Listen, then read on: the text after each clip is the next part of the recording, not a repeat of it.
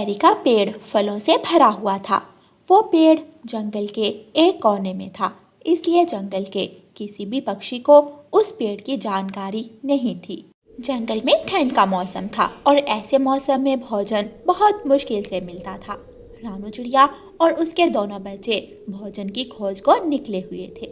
हरियाली तोते और मिठू तोते, क्या आप अपना भोजन ले आए हैं? हम अभी अभी किसान के खेत से 2 लाल मिर्ची लाए हैं। हमने पूरा जंगल घूमा, लेकिन हमें इस जंगल से कुछ भी नहीं मिला। रानू चिड़िया, आप भी किसान के खेत में जाओ और वहाँ से लाल मिर्ची ले आओ। लेकिन हरियाली बहन, आप तोते हो, आप तो लाल मिर्ची खा लेते हो। हम चिड़ियाएँ लाल मिर्ची नहीं खाती। हमें तो दाने की खोज करनी है या फिर कोई फल मिल जाए। मम्मा, चले आज हम नदी के उस पार जाते हैं, शायद वहाँ से कोई मीठा फल मिल जाए। मम्मा चिड़िया अपने बच्चों को लेकर फिर से उड़ती है। उड़ते उड़ते वो जंगल के दूसरे कोने में पहुंच जाते हैं, जहाँ बिल्कुल सन्नाटा था। कोई भी दूसरा पक्षी वहाँ नहीं था। कुकू की नज़र एक पेड़ पर जाती है, जिस पर छोटे छोटे नीले रंग के फल लगे हुए थे।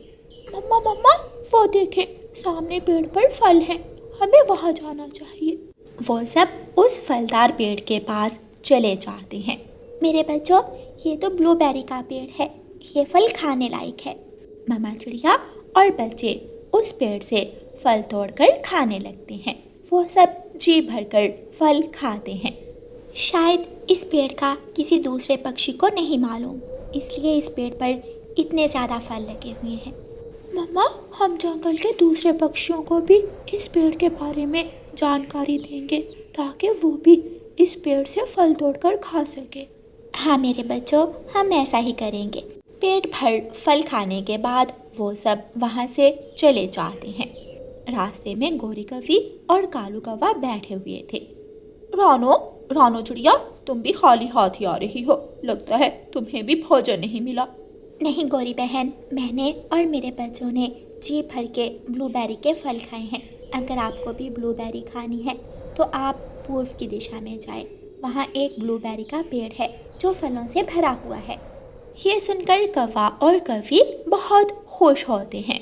चलो गौरी, मुझे तो बहुत ज़्यादा भूख लगी है, हम जल्दी जल्दी से जाकर ब्लूबेरी खा लेते हैं। रानू चिड़िया अपने घर चली जाती है। गोरी कौवी और कालू कौवा दोनों रानू चिड़िया की बताई हुई दिशा की तरफ उड़ते हैं। ब्लूबेरी का पेड़ देखकर कौवा और कौवी तो हैरान हो जाते हैं।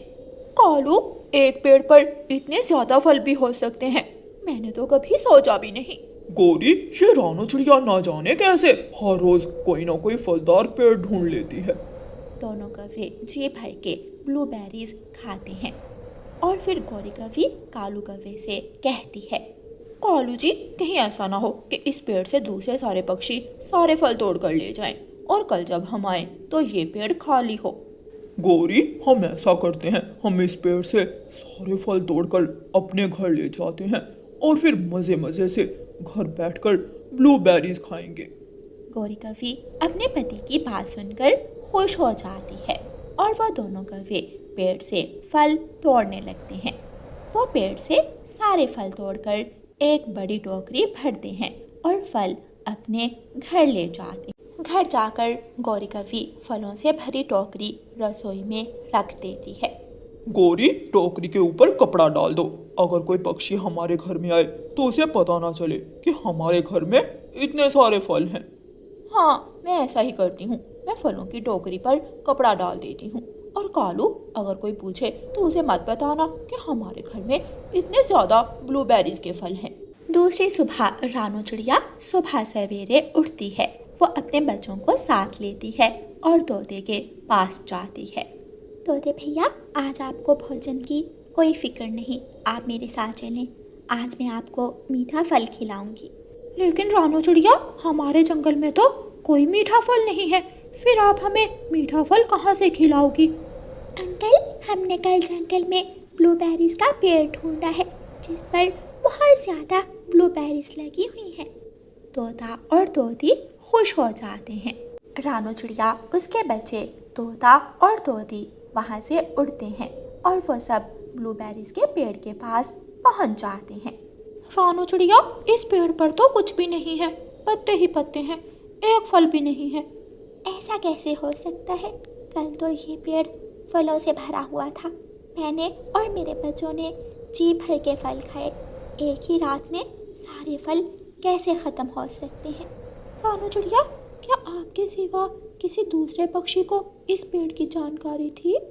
मम्मा, याद करें, कल हमने गोरी आंटी और कालू अंकल को भी इस पेड़ के बारे में बताया था। हाँ बच्चों, बताया तो था, लेकिन वो कौवे इतने फल नहीं खा सकते। ये पेड़ तो फलों से भरा हुआ था। वो फल खा नहीं सकते, जमा तो कर सकते हैं। मुझे विश्वास है लालची कौवों ने इस पेड़ से सारे फल तोड़ लिए होंगे। चलो हम उनके घर जाकर देखते हैं।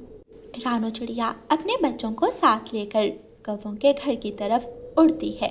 कौवा और कौवी रास्ते में एक पेड़ पर बैठे हुए थे। वो सब वहाँ रुकते हैं। कालू भैया, आपने अच्छा नहीं किया। आपने ब्लूबेरीज के पेड़ से सारी बेरीज ही तोड़ ली। ना रानू चिड़िया, हम इतने भी लालची नहीं है जो पेड़ खाली ही कर दे। हमने तो वहाँ से 2-4 बेरीज खाई थी और फिर वापस आ गए। उल्लू, वहाँ उल्लू रहते हैं, उल्लू ने बेरीज तोड़ ली होंगी।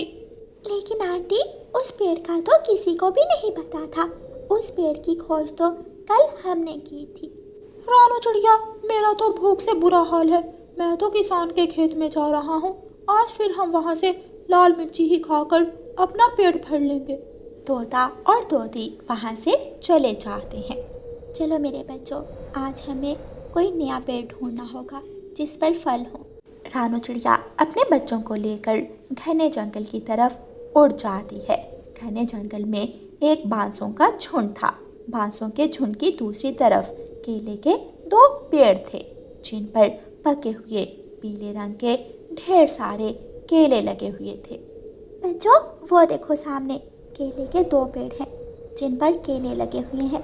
चलो हम वहाँ जाकर केले खाते हैं। रानू चिड़िया, गुड़िया और कुकू केले के उन पेड़ों के पास जाते हैं और वहाँ से जी भर के केले खाते हैं।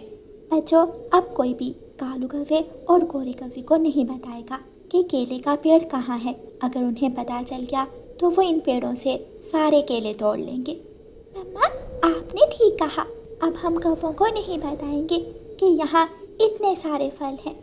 वो सब एक एक केला तोड़ते हैं और वापस अपने घर की तरफ चले जाते हैं। फिर उस दिन के बाद रानू चिड़िया और उसके बच्चे खामोशी से जाते और बांसों की दूसरी तरफ जाकर केले के पेड़ों से केले खाकर वापस आ जाते। रानू चिड़िया वापस आते समय अपने दोस्तों के लिए भी कुछ केले ले आती। कबूतर भैया, ये ले, ये आपके हिस्से के केले हैं। बहुत बहुत शुक्रिया रानू चिड़िया, आप हमारा बहुत ज़्यादा ख्याल रखती हो। तोते भैया, ये लें, ये रहे आपके हिस्से के केले। फिर घर आकर रानू चिड़िया अपनी बेटी गुड़िया को बुलबुल के घर भेजती है। गुड़िया बेटी, ये कुछ केले आप बुलबुल आंटी को दे आए। बुलबुल बेचारी भी भूखी बैठी होगी। कौवों के घर से ब्लूबेरीज ख़त्म हो गई थीं। अब कौवे भूख से मर रहे थे। गुड़िया को केले लेकर जाती हुई देखकर कौवा और कौवी गुड़िया से पूछते हैं, गुड़िया गुड़िया, तुम ये केले कहाँ से लाई हो? हमें भी बता दो, हम भूखे हैं, हम भी वहाँ जाकर केले खा लेंगे।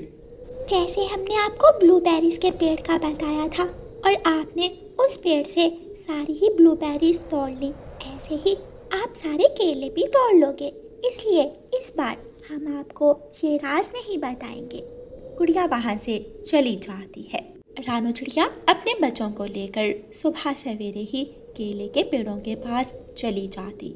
जब जंगल के सभी पक्षी सोए हुए होते, रानू चिड़िया केले तोड़ती, टोकरी भरती और बच्चों को लेकर वापस आ जाती। कौवा और कौवी रोते हुए रानू चिड़िया के घर जाते हैं। रानू चिड़िया, हम बहुत भूखे हैं, हमें भी 2 केले दे दो। गुड़िया बेटी, टोकरी से 2 केले निकालकर गोरी आंटी और कालू अंकल को दे दो।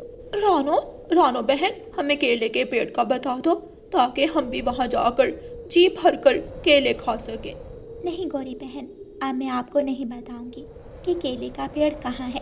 पहले ही मैंने आपको ब्लूबेरीज के पेड़ का बताकर बहुत गलती की थी। आपने एक ही रात में सारे फल तोड़ लिए।